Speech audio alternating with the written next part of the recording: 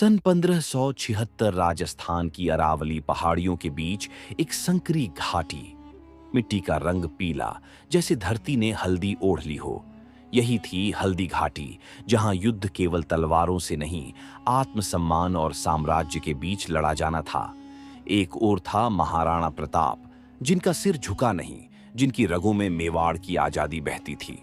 दूसरी ओर था मुगल साम्राज्य, अकबर की अपार शक्ति, जिसका नेतृत्व कर रहा था मान सिंह। अकबर ने संदेश भेजा, मेवाड़ झुक जाए, प्रताप बादशाही स्वीकार कर लें। लेकिन प्रताप ने कहा, मेवाड़ सिर काट सकता है, पर झुका नहीं सकता।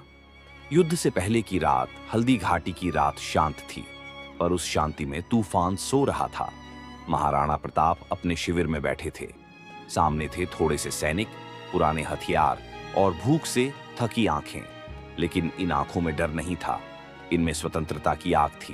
प्रताप ने कहा, कल हम इतिहास नहीं बचाएंगे, इतिहास बनाएंगे। चेतक और प्रताप सुबह की पहली किरण के साथ युद्ध का नगाड़ा बज उठा। महाराणा प्रताप अपने प्रिय घोड़े चेतक पर सवार हुए। नीला शरीर, लाल नाल और आंखों में अपने स्वामी के लिए प्राण देने का संकल्प।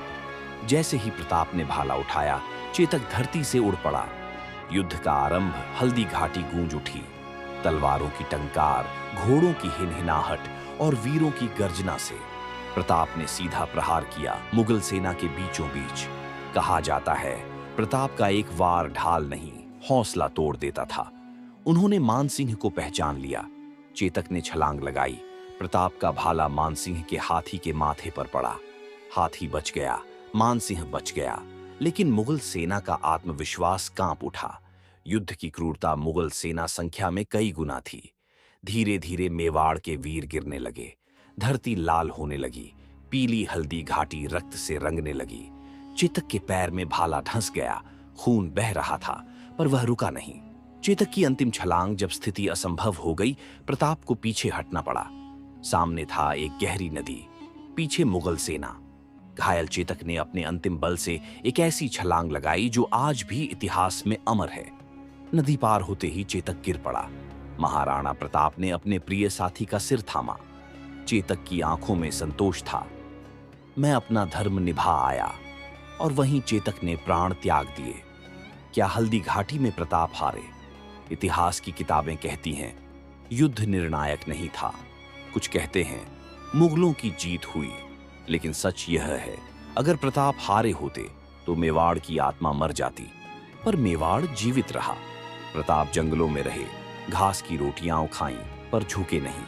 अकबर के पास साम्राज्य था, पर प्रताप के पास स्वाभिमान। अंतिम सत्य, हल्दी घाटी एक युद्ध नहीं था, यह एक संदेश था कि राज्य तलवार से जीते जा सकते हैं, पर आत्मा नहीं। महाराणा प्रताप न केवल एक राजा थे, वे उस मिट्टी की आवाज थे जो कहती है, स्वतंत्रता भीख में नहीं मिलती, वह बलिदान से जन्म लेती है।